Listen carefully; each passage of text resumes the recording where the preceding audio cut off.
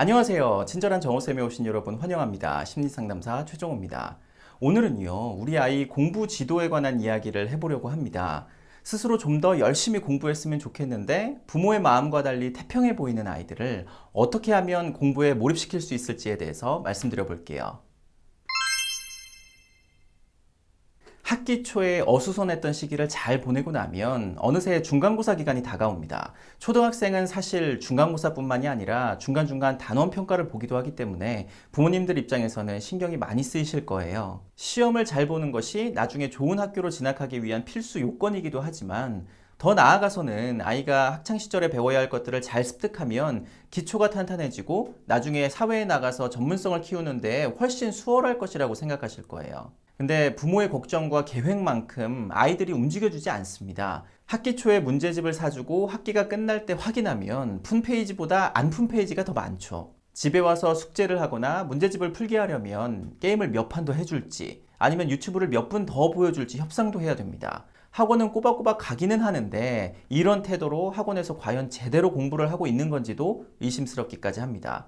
아무튼 아이가 공부하는 모습을 지켜보면 부모 입장에선 마음이 안 들고 걱정되는 부분이 많으실 겁니다. 아이가 성실하고 적극적으로 공부하지 않아서 부모의 걱정이 커질수록 부모는 아이에게 잔소리를 하거나 공부를 한 후에 아이의 취미 활동을 하게 하는 것처럼 아이의 행동을 강제적으로 제한하게 되는데요. 그렇게 하다가도 어느 순간 아이가 부모의 비위를 맞춰서 푸는 척만 한다던가 숙제를 하겠다고 하면서 계속 미루기도 하는 것처럼 자연스럽게 공부와 거리를 두게 될까 걱정도 되실 거예요. 공부로 인해 아이와 갈등이 생기는 이유는 바로 공부라는 행위에 있어서 아이와 부모의 목표가 서로 다르기 때문입니다. 부모는 이미 좋은 고등학교, 대학교 입시, 그리고 대학교를 나오면 직업 선택에 있어서 어떤 가능성이 있는지까지를 목표로 두고 있는 경우가 많습니다. 근데 아이들은 그렇게 멀리까지 내다보고 목표를 잡지 않아요. 그저 오늘 제 시간에 일어나서 등교 잘하기, 학원 빠지지 않고 잘 가기, 문제집 한 장은 반드시 풀기, 숙제하기 정도가 목표인 경우가 많습니다.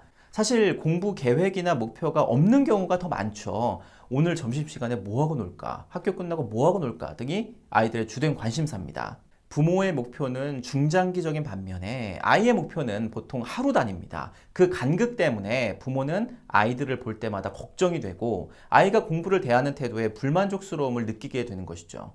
고등학교든 대학교든 좋은 학교로 진학하려면 지금 이 정도 성적과 학습 태도로는 안 된다고 생각해서 부모가 아이를 더 푸시하게 되면 아이는 학교도 제 시간에 잘 가고 학원도 안 빠지고 잘 다니는데 엄마가 자꾸 부족하다고 하고 더 많은 것을 요구한다고 생각되기 때문에 아이는 답답함과 무기력함을 느끼게 됩니다. 미래의 목표를 분명히 세워두고 자기주도적으로 학습하는 아이의 경우에는 부모의 요구가 조금은 무리하더라도 꾸역꾸역 해내기도 합니다. 근데 그렇지 않은 가정의 경우에는 부모의 중장기적인 목표와 아이의 단기적인 목표를 조율할 필요가 있습니다. 그래야 아이 내면의 공부에 대한 동기가 불러일으켜질 수 있어요.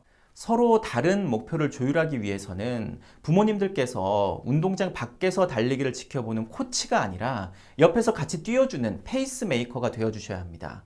코치는요, 운동장 밖에서 운동장 전체를 보는 사람이죠. 그렇기 때문에 선수가 향하고 있는 곳이 목표 지점까지 몇 바퀴가 남았는지, 주변 사람들하고 차이는 얼마나 나는지 쉽게 보입니다. 반면에 선수의 몸이 어떤 상태인지, 선수에게 무엇이 필요한지, 선수가 어디를 쳐다보고 뛰는지를 섬세하게 확인하기는 어렵죠. 페이스메이커는 선수가 지치지 않고 최상의 능력을 발휘해서 완주할 수 있도록 옆에서 선수의 상태를 잘 살피면서 목표로 이끌어주는 사람입니다. 선수의 상태를 가까이서 확인할 수 있기 때문에 지치면 완급 조절을 해줄 수도 있고요. 선수에게 아직 힘이 남아있다고 판단되면 본인이 속도를 더 내서 선수가 자기를 따라오도록 하기도 합니다. 그렇기 때문에 특히 공부에 대한 동기가 부족하고 공부와 거리를 두는 아이들에게는 좋은 고등학교 가려면 어디 학원을 다녀야 되고 숙제는 어느 정도 해야 되고 또 문제집은 어느 정도 풀어야 되는지와 같은 목표 지점에서 빨리 오라고 손짓하는 코치가 아니라 정해진 목표까지 아이가 완주할 수 있도록 곁에서 같이 달려주는 페이스메이커가 더더욱 필요합니다. 저학년인 아이에게 페이스메이커가 된다는 건 이런 거예요. 문제집을 풀 때 처음 몇 장 푸는 걸 지켜보다가 더 할 수 있다고 판단되면 한 장씩, 두 장씩 늘려주는 겁니다. 처음 정한 양을 채우지 못하고 그만하고 싶어 한다면 끝까지 같이 풀어보자고 독려할 수도 있겠죠.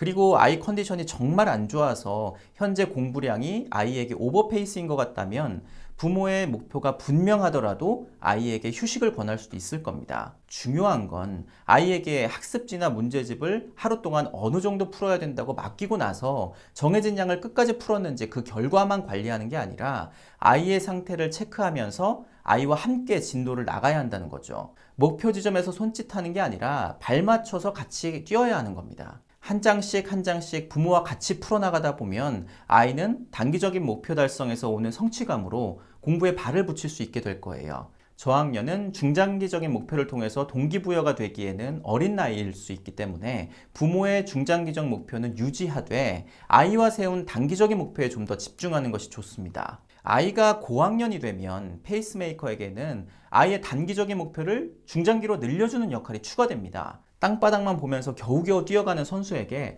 자 이제 고개를 들고 앞을 봐봐 라고 이야기해 주는 단계죠. 자기가 뭘 위해서 이 공부를 해야 되는지 그 이유가 납득이 되어야 행동으로 연결되는 나이이기 때문에 아이와 중장기적인 목표에 대해서 충분히 논의할 시간을 가질 필요가 있습니다. 진로가 명확하진 않더라도 대학을 갈 건지 말 건지, 간다면 왜 가려고 하는지, 또 안 간다면 어떤 이유로 안 갈 건지 이렇게 먼 곳부터 아이와 부모가 서로 의견을 주고받으면서 시야를 넓혀가는 작업을 해야 됩니다. 몇 번의 대화만으로는 중장기적 목표를 세우기 어려울 수도 있어요. 그리고 한 번 세웠다고 하더라도 계속 바뀔 수도 있습니다. 그렇기 때문에 만약 목표를 정했다고 하더라도 이 작업은 지속되어야 됩니다. 그리고 중요한 건 그 넓어진 시야 속에서 공부가 갖는 의미를 함께 발견해 나가야 한다는 거예요. 예를 들어서 부모와 대화를 통해 아이가 축구선수가 되는 걸 목표로 정했다면 이후에는 아이와 부모가 축구선수가 되기 위해 어떤 과정을 밟아야 하는지,